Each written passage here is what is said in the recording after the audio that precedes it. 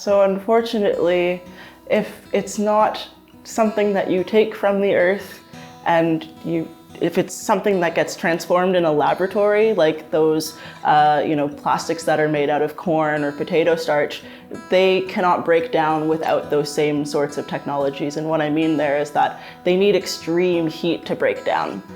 And unfortunately, on Vancouver Island and even in Delta, we don't have those facilities to break down those products. Right. So oftentimes what ends up happening is, they go through the windrows, as I mentioned before, and they get sifted out at the end.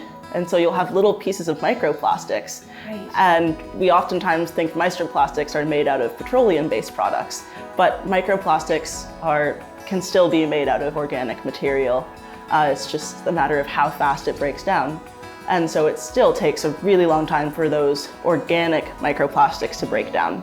And oftentimes they're sifted out, put in the landfill, and they have the same end of life as any other type of plastic.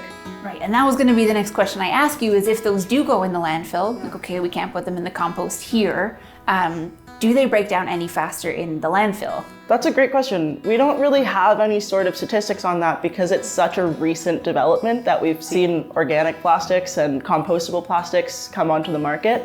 But really, whether it is a raw potato or cooked potato or organic plastic, compostable plastic versus petroleum-based plastic, it's all going to have a really slow breakdown time because of the lack of oxygen. Right. And that's something that we talk about in our composting workshops, is actually the thing that you need is oxygen. And so when you have a heap of garbage in a landfill, the reason it doesn't break down is because it doesn't get any sort of air between the different particles. Right. And so that's when you release things like methane gas into the atmosphere. And so without the heat, without the oxygen, without the actual time that it takes to return those things back into soil or their sort of simplest form, you can't have an easy breakdown. Right. Well, that's too bad. Yeah, it's really too bad. What is it about the process of manufacturing these items that take it from something that could be compostable, like an ear of corn, to something that turns into essentially a bioplastic or something that acts like a plastic?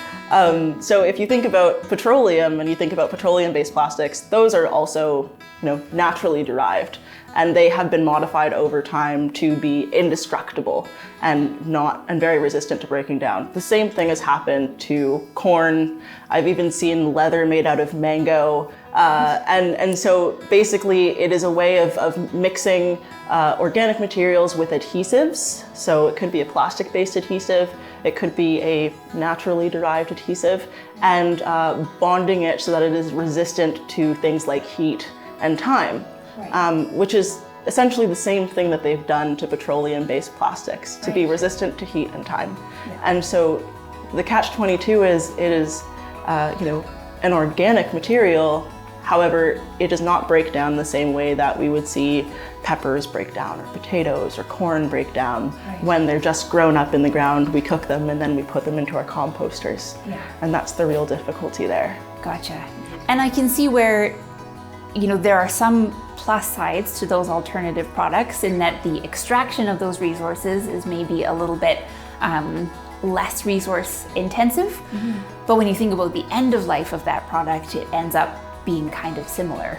Absolutely. And I think the great thing about those products, about bioplastics, is that it's actually getting to the heart of the matter, which is food waste.